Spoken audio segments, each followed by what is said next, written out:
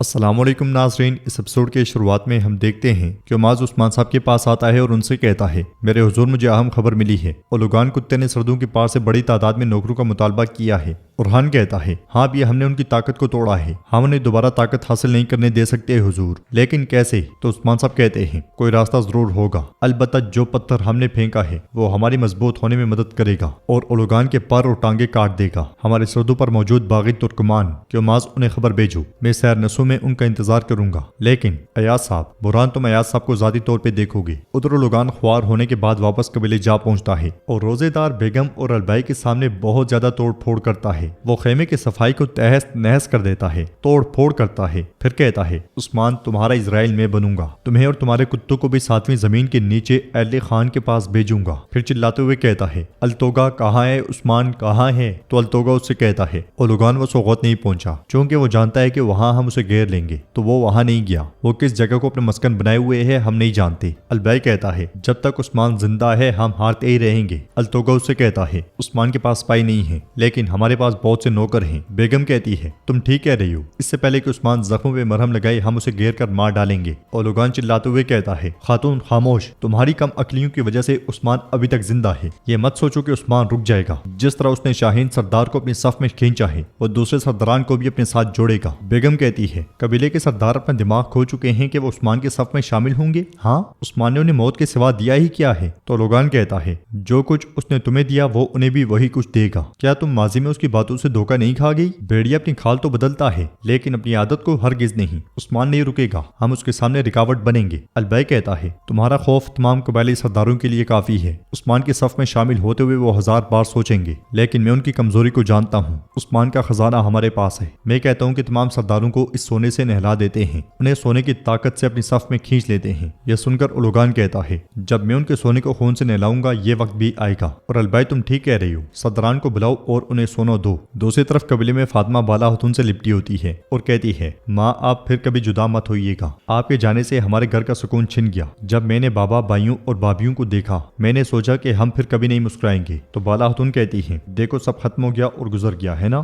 اپنے قیمتی آنسو مت بہاؤ، میری بیٹی سب گزر چکا ہے۔ الجن کہتی ہے تمام ترکمان روئے، اللہ نہ کرے ہمیں ان 2 دنوں کا تجربہ واپس ہو جس سے ہم گزرے ہیں۔ اس لیے میں گونچا مرہم لے کر وہاں پہ آتی ہے اور کہتی ہے علاؤالدین نے مرہم بھیجا ہے، ذرا اسے آپ کے زخموں پہ لگاتے ہیں۔ یہ کہتے ساتھ وہ مرہم لگانے لگ جاتی ہے تو ہولوفیرا کہتی ہے کون جانتا ہے کہ اس شیطان نے آپ کے ساتھ کیا کیا ہے؟ بالا خاتون کہتی ہے اس شیطان نے میرے دل کے ایسے زخم کو کھولا ہے۔ اس سے پہلے کہ وہ مزید کچھ بولتی مریم قبیلے میں داخل ہوتی ہے۔ مریم کو دیکھ کر بالا خاتون بہت خوش ہوتی ہیں اور مریم بھاگتے ہوئے ان کے گلے لگ جاتی ہے اور ساتھ میں اللہ کا شکر ادا کرتی ہے۔ بالا خاتون اس سے پیار کرتے ہوئے کہتی ہے تمہاری بدولت بیٹی عثمان صاحب نے مجھے بتایا جو کچھ ہوا اور جو کچھ تم نے کیا، لیکن کیا تم ٹھیک ہو؟ تمہیں کیا ہوا ہے؟ جواب حلیمہ کہتی ہے منگولوں نے حملہ کیا، سپاہی میرے لیے ڈھال بن گئے اور میں بھاگ گئی، لیکن قبیلے کی جگہ نہ جاننے کی وجہ سے میں آپ کو نہیں ڈھونڈ سکی۔ بالا خاتون کہتی ہے ڈرو مت، اب سب ختم ہو گیا ہے، میں یہاں ہوں۔ گونجا اس سے کہتی ہے تمہارا تھیلا ہمارے خیمے میں ہے مریم، اگر تمہیں کسی چیز کی ضرورت ہو تو تم وہاں سے لے سکتی ہو۔ مریم اس کا شکریہ ادا کرتی ہے اور آگے بڑھ جاتی ہے۔ ہولوفیرا بالا خاتون سے کہتی ہے ہم نے اپنی سحری کی پہلی تیاریاں بھی مکمل کر لی ہیں۔ تو گونچا کہتی ہے ماں یہ ہولوفیرا کی پہلی سحری ہے تو اس لیے یہ بہت پرجوش ہے۔ بالا خاتون کہتی ہے ماشاءاللہ ماشاءاللہ، پہلی سحری اور وہ بھی اپنے بچے کے ساتھ، ہمیں رمضان المبارک کے ایام پھر سے عطا کرنے والے اللہ کا شکر ہے، چلو تیاریاں کرتے ہیں۔ ادھر حلیمہ خیمے میں داخل ہوتی ہے، وہ تھیلی کے پاس پڑی ہوئی بوتل ایک دم سے اٹھاتی ہے تو علاؤالدین خیمے میں داخل ہوتا ہے۔ مریم ایک دم سے وہ چھپا لیتی ہے۔ علاؤالدین اس کے پاس آتا ہے اور اس سے کہتا ہے مریم تم نے ہم پر احسان کیا ہے، بہت بڑا احسان، تم مجھے اب سے اپنے بھائی کے طور پر دیکھو گی، اب سے اگر تمہیں کوئی بھی پریشانی ہو یا کسی چیز کی ضرورت ہو تو مجھے آ کر بتانا۔ مریم اس کا شکریہ ادا کرتی ہے، مگر اسی لمحے علاؤالدین کی نظر اس کے ہاتھ میں موجود شیشی پر پڑتی ہے تو علاؤالدین اس سے پوچھتا ہے یہ تمہارے ہاتھ میں کیا ہے؟ حلیمہ بہت پریشان ہو جاتی ہے اور علاؤالدین اس سے شیشی لے لیتا ہے۔ حلیمہ جھوٹ بولتے ہوئے کہتی ہے میں جب اپنا خنجر ڈھونڈ رہی تھی تو یہ مجھے صندوق کے پاس سے ملا، میں تجسس میں تھی اور آپ سے پوچھنا چاہتی تھی کہ یہ کیا ہے۔ اسے سونگنے کے بعد علاؤالدین کہتا ہے میں یہ رکھ رہا ہوں اور دیکھوں گا کہ یہ کیا ہے۔ حلیمہ چلی جاتی ہے اور علاؤالدین پھر سے سونگنے لگ جاتا ہے۔ ادھر خیمے میں بالا خاتون عثمان صاحب کا زخم باندھ رہی ہوتی ہیں تو عثمان صاحب کہتے ہیں تم میرے زخموں پہ مرہم رکھ رہی ہو، لیکن تمہارے زخموں کا کیا؟ انہوں نے ان ہاتھوں کا کیا کیا جنہیں کوئی چھو بھی نہیں سکتا تھا، وہ تمہیں کیسے اذیت دے سکتے ہیں؟ جواب میں بالا خاتون کہتی ہے مجھے اس نے ایسا درد دیا ہے کہ مجھے کوئی اور درد محسوس ہی نہیں ہوتا۔ تو عثمان صاحب کہتے ہیں بالا یہ سب گزر جائے گا، فکر نہ کرو، ہمارے دل کے سارے درد ختم ہو جائیں گے۔ بالا خاتون عثمان صاحب سے کہتی ہیں ہماری بیٹی زندہ ہے عثمان، لیکن وہ اس شیطان کے ہاتھ میں ہے، کون جانتا ہے کہ اس نے اتنے سالوں میں ہماری بیٹی کی پرورش کیسے کی۔ یہ سن کر عثمان صاحب کہتے ہیں مجھے اب بھی اس پہ یقین نہیں ہے، بالکل یقین نہیں ہے، یہ کیسے ہو سکتا ہے؟ وہ بدماشی کیسے کر سکتی ہے؟ کیسے ایک چھوٹی لڑکی کے ساتھ ایسا کیسے کر سکتی ہے؟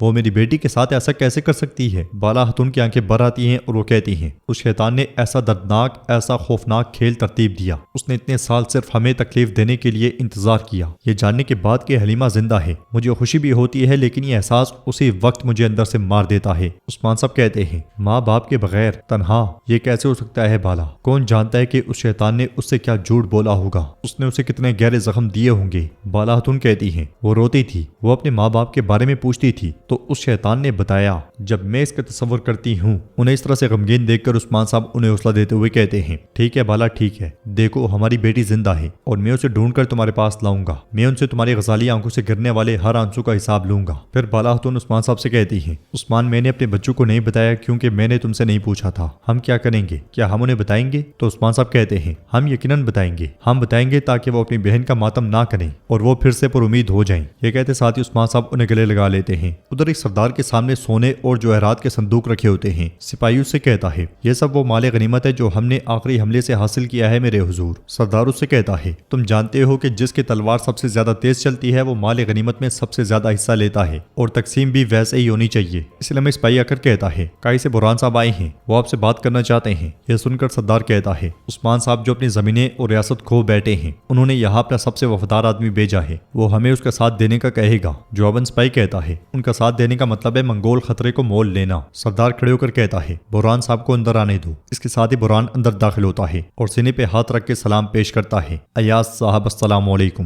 میں یہاں عثمان صاحب کے حکم سے آیا ہوں، کل عثمان صاحب سیرنسو میں آپ سے اور تمام ترکمان سردران سے ملنا چاہتے ہیں۔ سردار ایاز پوچھتا ہے ہم سے عثمان صاحب کیا چاہتے ہیں؟ تو برہان کہتا ہے میں صرف ایلچی ہوں، آپ کو یہ جاننے کے لیے وہاں جا کر میرے حضور سے براہ راست سننا ہوگا کہ وہ کیا چاہتے ہیں۔ بتائیں ایاز صاحب کیا آپ میرے حضور کی دعوت قبول کریں گے؟ یہ سنتے ساتھ ہی سردار ایاز سوچ میں پڑ جاتا ہے۔ ادھر گونچا حلوفرا اور فاطمہ سحری کی تیاریاں کر رہی ہوتی ہیں، علاؤدین اور ارحان بھی وہیں بیٹھے ہوتے ہیں اور کھانے کھا رہے ہوتے ہیں۔ تھک جانے پر گونچا کہتی ہے علاؤدین صاحب، یہ سن کر ارحان علاؤدین سے کہتا ہے تم اب ختم، تمہیں اس نے صاحب کہا؟ تو علاؤدین کہتا ہے میں نے سنا ہے، اپنی والی کو بھی دیکھ لو۔ ارحان دیکھتے ہے تو حلوفرا کہتی ہے ارحان صاحب مجھے لگتا ہے کہ آپ واقعی تھک گئے ہیں۔ یہ سنتے ساتھ ہی وہ دونوں ایک دم سے اٹھ کھڑے ہوتے ہیں اور پوچھتے ہیں آپ نے ہمیں کیوں بلایا؟ تو گونچا اس سے کہتی ہے ہم آپ کے ساتھ لڑائیوں میں شامل ہوتی ہیں، کیا ایسا نہیں ہے؟ حلوفرا کہتی ہے ہم جب کھانا بنا رہے ہوں گے تو آپ ہماری مدد کریں گے۔ یہ سن کر ارحان کہتا ہے کیا اب ہم کھانا تیار کریں گے؟ تو وہ دونوں کہتی ہیں ہاں بالکل۔ فاطمہ بھی اٹھتے ہوئے کہتی ہے کام اسی طرح ہوتا ہے، آپ میدان جنگ میں 40 بہادروں کو اپنی بات ماننے پہ مجبور کر سکتے ہیں لیکن آپ دوسروں کی بیٹیوں کو اپنی بات منوانے پہ مجبور نہیں کر سکتے۔